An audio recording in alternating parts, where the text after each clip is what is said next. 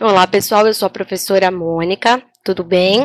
Vou conversar um pouquinho com vocês nessa aula sobre a atmosfera do planeta Terra, né? A atmosfera terrestre. Então, vamos lá. Bom, definição de atmosfera terrestre, né? Eu vou ler para vocês, depois eu vou explicar dois terminhos que vocês precisam saber aqui para compreender de verdade essa definição, tá? Então, ali, a atmosfera terrestre é um conjunto de gases, vapor d'água e partículas, constituindo-se o que se chama de ar, que envolve a superfície da Terra. Não existe um limite superior para a atmosfera, no sentido físico, verificando-se apenas uma progressiva rarefação do ar com a altitude. Então, vamos lá. Vamos entender essas duas palavrinhas aqui, rarefação e altitude, tá? Rarefação ou ar rarefeito significa que quanto maior a altitude, já vou explicar o que é altitude, menor a quantidade de oxigênio disponível, tá? E a altitude, na verdade, é a distância que a gente vai medir, tá? Na vertical, né, de um lugar que a gente quer em relação ao nível do mar, tá? Então, essa altitude aí, a gente mede em metros, beleza? Bom, para a gente entender como que é constituída a atmosfera atual, eu vou dar um breve histórico aqui para vocês de como eram as antigas atmosferas, as atmosferas primitivas, tá?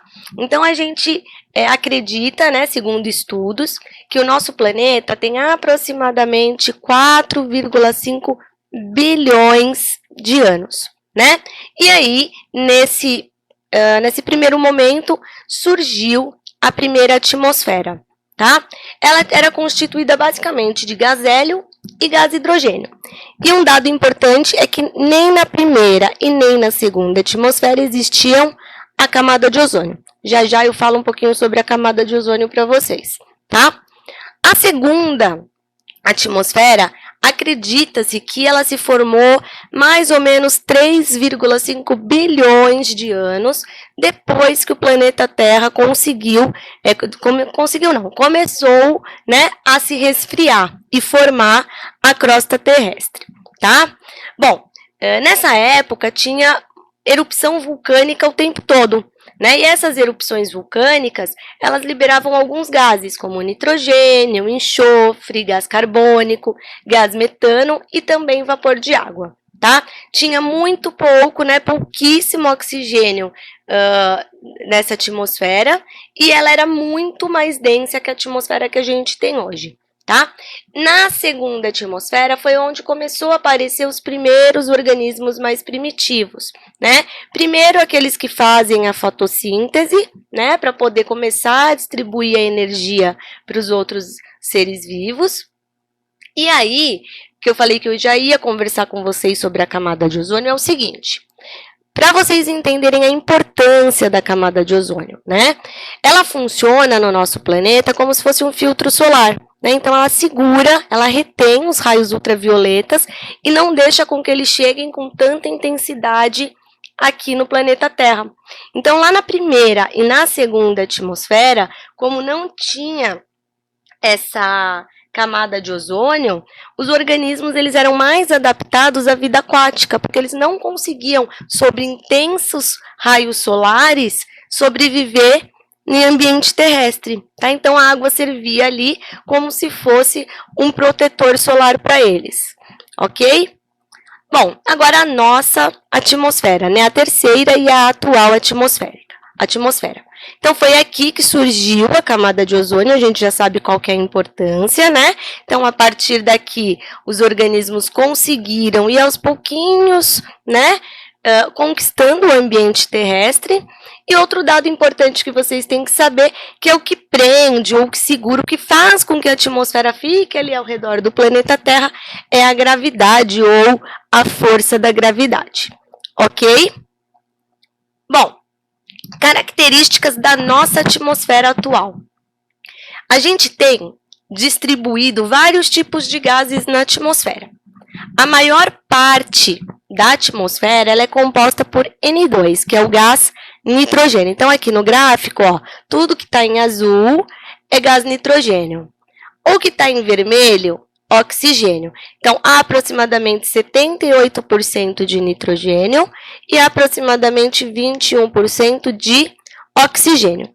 Todos os outros gases que eu citei aqui, alguns, o argônio, criptônio, o hélio, neônio e xenônio, dentre outros, eles estão formando uma porcentagem de 1%, tá? Então, os gases mais encontrados na nossa atmosfera são o gás nitrogênio, que ocupa mais ou menos 78%, e o gás oxigênio, que ocupa mais ou menos 21% do nosso planeta, da nossa atmosfera, ok?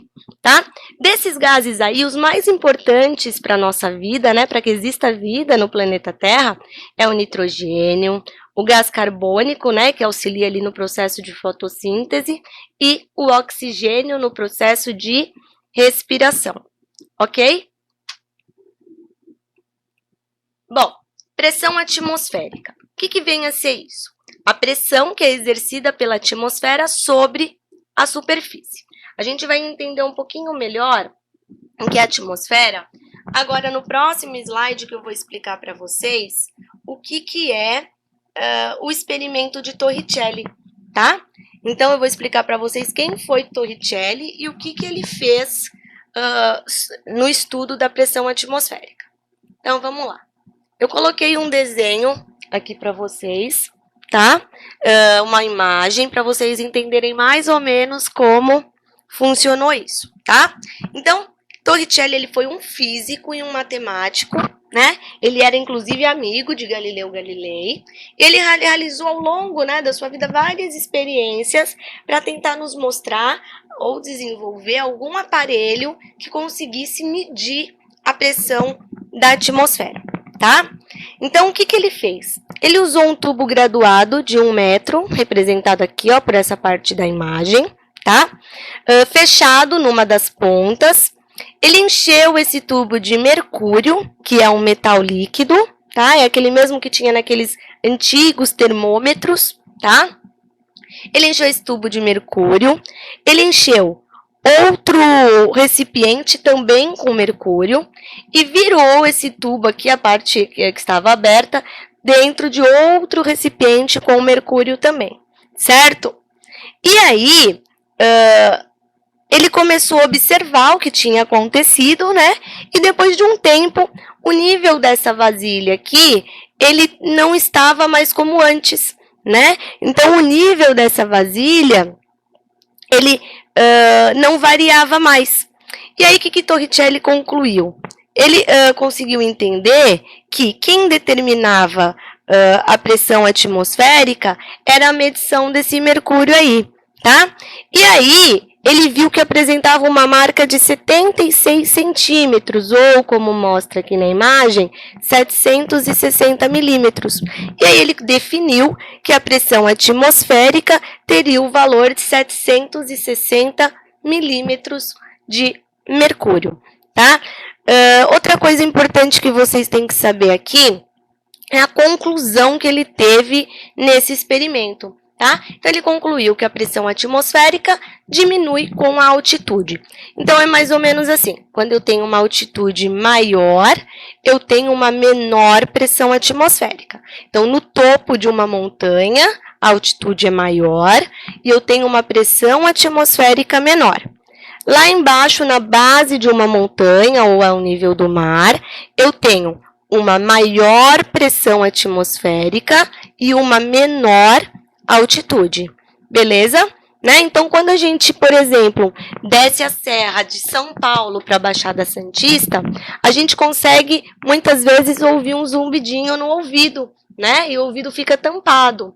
Por que isso acontece? Porque o nosso organismo tem uma estrutura que chama tuba auditiva, e essa tuba auditiva, ela é responsável por regular a pressão do nosso organismo, tá? Para que ela esteja em equilíbrio com a pressão externa, ok? Então, o que a gente conclui aqui? Que Torricelli desenvolveu um aparelho que a gente chamou de barômetro, tá? Ele foi denominado barômetro, e esse barômetro consegue medir a pressão atmosférica. Beleza? Bom, agora, eu coloquei 3 imagens aqui para eu explicar para vocês o que significam as correntes de convecção, ok? Então, analisando essa primeira imagem aqui, ó, que está com o sobreado amarelo, a gente tem que entender que convecção é um tipo de transmissão de energia, tá? Energia térmica, e essa energia é transmitida por algumas massas fluídas que vão se deslocar de uma região para outra em virtude da diferença de densidade dos fluidos que tem nessas regiões, tá? Essa outra imagem aqui mostra um exemplo prático que a gente tem dentro da nossa casa de corrente de convecção, tá? Que nada mais é que a formação dos ventos e a circulação do ar dentro da geladeira. Né? A gente também pode observar isso daqui em ar-condicionado, ok? E essa terceira imagem aí está me mostrando as correntes de convecção ali nos refrigeradores. Então, ela surge ali no ar interno, onde se faz o resfriamento da camada superior, tá? E aí ela vai se tornar mais denso. E como consequência disso, entre aspas, mais pesado, tá? Vai fazer com que esse ar desça e empurre as camadas inferiores que estão mais quentes e menos densas para cima, onde vão ocupar outro lugar, tá? Outro exemplo prático que a gente tem de corrente de convecção é, por exemplo, quando a gente tem uma panela com água e ovo fervendo ali, tá? Então, a gente tem uma mudança, uma circulação do ar dentro dessa panela aí. Beleza, pessoal? Então, por hoje é isso aqui. Espero que vocês tenham conseguido entender. E qualquer dúvida, nós estamos aqui para poder ajudar vocês. Um abraço e até mais.